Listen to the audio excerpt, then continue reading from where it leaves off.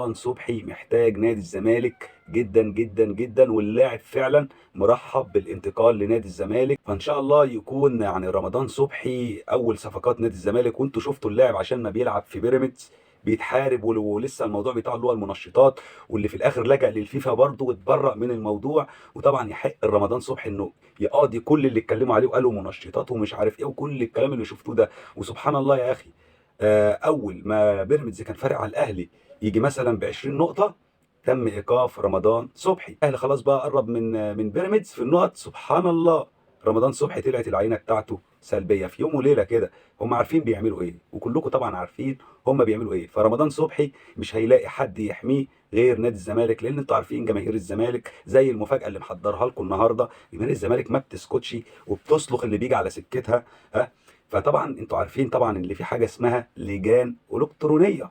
اللجان الالكترونيه دي بيبقى مجموعه من مثلا 50 60 واحد بيقبضوا فلوس من الاهلي وجمال جبر والناس دي.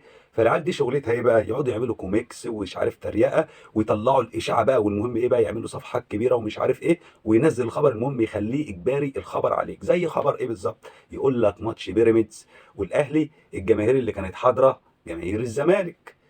طيب يا سيدي، انت بتقول جماهير الزمالك، انا اجيب لكم دلوقتي صوره. شوف كده معايا اللي في الصوره ده، ادي اهي. دي جماهير بيراميدز اللي المفترض انها كانت حاضره، اللي بيقولوا عليها جماهير الزمالك. انت شايف اهو قدامك بالصوره جماهير بيراميدز في مباراه الاهلي. ماشي تمام كده؟ ركز على الاقرع ده، ركزوا عليه. ماشي، بيقولوا عليهم جمهور الزمالك وبياخدوا مش عارف ايه 200 جنيه وجبه والكلام ده. طب خدوا بقى المفاجاه بقى. بصوا بقى ده مين.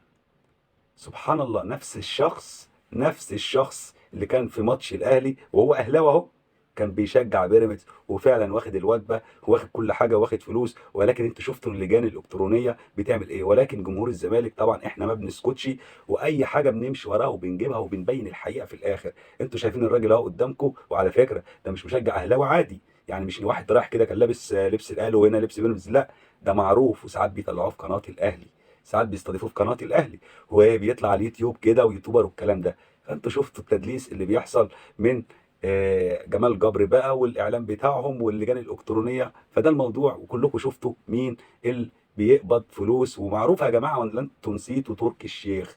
ده انتوا كنتوا بتلهسوا وراه ولحد دلوقتي بتلهسوا وراه. تركي الشيخ اللي طلع قال عليكم حراميه وعصابه ولا عليكم كل الكلام ده، وفي الاخر واحد عندكم في المدرجات لسه من شهر قال لك حبيناك عشان حبيت الاهلي ولا مش عارف ايه، ورفعت له يافطه في ماتش الاهلي. كان في ماتش في الدوري ورفعت له اليافطه بعد ماتش السوبر الاهلي والزمالك. فطبعا كلكم شفتوا مين المدلس. يعني جمهور ما عندهوش مله. يعني الواحد مهما كان، يعني في واحد كده اهلاوي كده مهما كان متربي وابن ناس ومحترم وبيصلي، سبحان الله اول ما بتيجي سيره الاهلي بيقلب شاهد زور على طول.